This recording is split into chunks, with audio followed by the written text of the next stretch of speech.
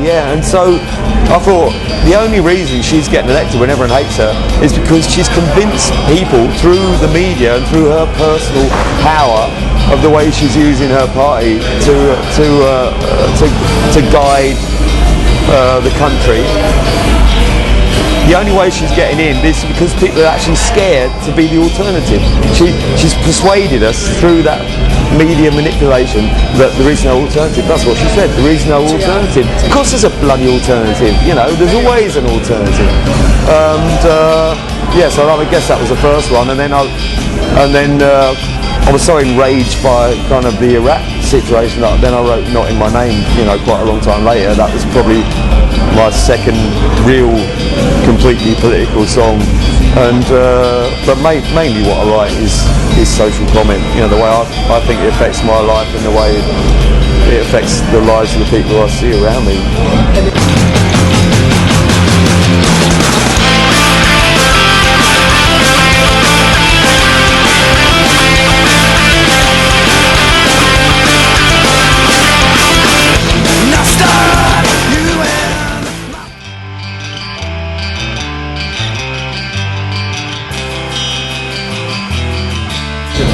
Well, that's very interesting, you know, and you know, that was a very interesting subject to write about, because suddenly you saw that there was actually no difference between the political parties. They're all centre-right, you know, and they're all, you know, the kind of greed of the politicians and the way they, well, it was the same story. It was exactly the same policies, you know, put forward in a different way, and it still is. You know, there's an elite. They're manipulating the system so that they keep what they've got, and as long as the status quo remains the same, then they keep they keep our share of the cake, basically. And statistically, we know that under Labour, the gap between rich and poor got bigger.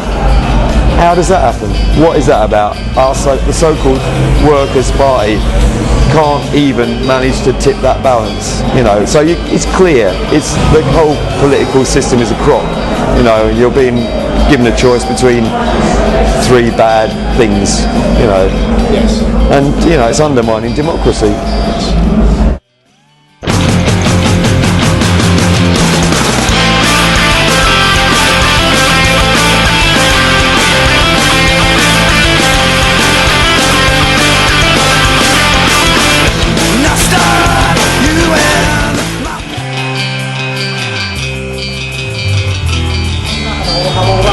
Never invited me.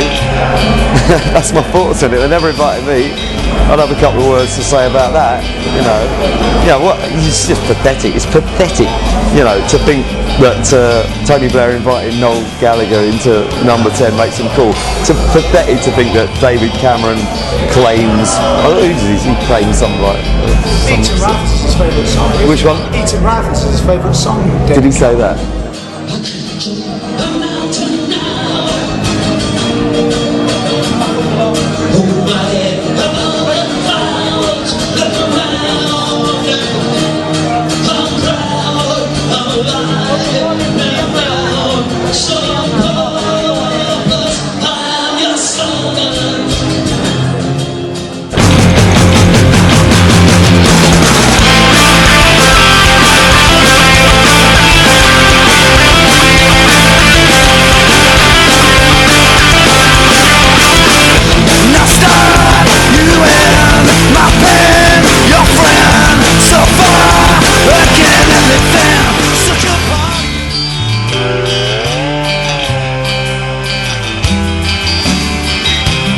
Well, labels are dead, corporates are dead, you know, I mean, it's not even an issue, because they wouldn't, I mean, taking myself as an example, which is the only example I know, they would never ask me, they never, you know, corporate music business had nothing to do with me for 30 years, you know, and I can quite understand why, because their values are not my values, you know, and we have nothing to do with each other with. And so, you know, if tomorrow, whatever the biggest record company in the world is, I've no idea what they're even called anymore, came to me and said, we're going to, you know, put out your record for make hundreds of thousands of copies, I would say yes please, I'll have some of that.